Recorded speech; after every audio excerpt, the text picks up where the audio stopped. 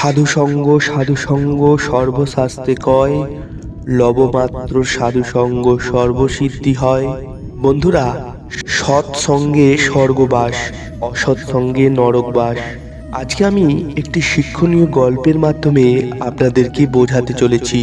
বন্ধুরা, আপনারা যদি সত্যিই ভগবান শ্রীকৃষ্ণের ভক্ত হন, তাহলে অবশ্যই আমাদের চ্যানেলটি সাবস্ক্রাইব করুন এবং বেল বটনে প্রেস করুন, যাতে এরকম অনেক নতুন ভিডিও আপনি সবার আগে পান।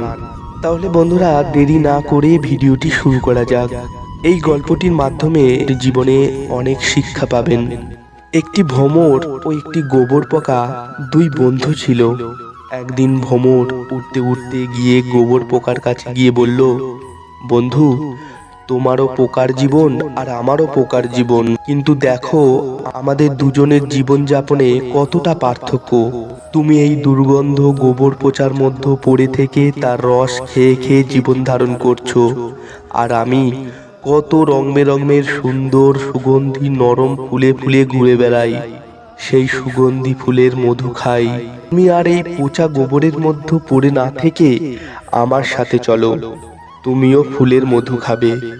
অনেক বোঝানোর পর ভ্রমর অনেক কষ্টে গোবর পোকাকে রাজি করিয়ে গোবর পোকাকে নিয়ে গেল। দুই বন্ধু মিলে এক ফুল থেকে অন্য ফুলে মধু খেতে শুরু করে দিল। মধু পেয়ে গোবর পোকা ভাবছে, বাহ, এ তো খুব সুন্দর স্বাদ, তাই আরো বেশি বেশি করে খেতে শুরু করে দিল। মধু খেয়ে এক সময় তার নেশা হয়ে গেল। তখন গোবর পোকাটি নরম ফুলের মধ্যেই ঘুমিয়ে পড়ল। ক্রমশ সন্ধ্যা ঘনিয়ে এলো। সন্ধ্যার সময় প্রকৃতির নিয়মেই অনেক ফুলের পাপড়ি মুদে যায় বা প্রায় বন্ধ হয়ে যায়।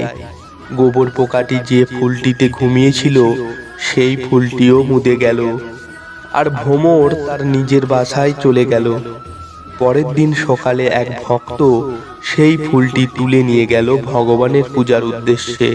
গোবর পোকা কিন্তু তখনও ফুলের মধ্যেই। এদিকে ভক্ত সেই ফুলটি চন্দন চর্চিত করে ভগবানের শ্রীচরণে অর্পণ করলেন।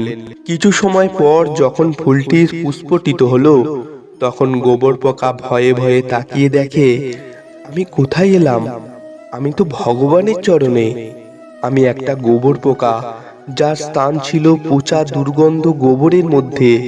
সেই আমি কিনা আজ জগৎপতির চরণে। মনে মনে ভাবতে লাগলো, আজ যদি ভ্রমরের সঙ্গ না ধরতাম, তাহলে হয়তো কোনোদিন ভগবানের শ্রীচরণ স্পর্শ তো দূরের কথা, আমি কোনোদিন তার দর্শনও পেতাম না। তাই মহাজনেরা বলেছেন, সাধুসঙ্গ সর্বশাস্ত্রে কয়, লবমাত্র সাধুসঙ্গ সর্বসিদ্ধি হয়। এখানে দেখুন, সাধুসঙ্গের জন্যই কিন্তু আজ গোবর পোকার সিদ্ধি লাভ ঘটল। তাই অসৎসঙ্গ ত্যাগ করুন। অসৎসঙ্গ শুধু নিচু পথেই নামায় না, সৎসঙ্গের ফলে আপনার আমার জীবনে একদিন যে ভয়ঙ্কর বিপদ নেমে আসবে তা একদম নিশ্চিত। কারণ এদের গতি সবসময় নিচের দিকে। এরা কোনোভাবেই ওপরের দিকে উঠতে সাহায্য করে না, নিচে নামানোর প্রাণপণ চেষ্টাই চালিয়ে যায়। সুন্দর ফুল তো অনেক ফোটে, কিন্তু সবাই ভগবানের চরণে নিবেদিত হয় কি? কেউ বেশ্যালয়ে স্থান পায়, কেউ আবার মৃতদেহের ওপর, কেউ আবার গাছেই শুকিয়ে মাটিতে ঝরে পড়ে। নিজেকে কোন পথে পরিচালিত করবেন, সেই রুচিটা সম্পূর্ণ নিজের। হরে কৃষ্ণ।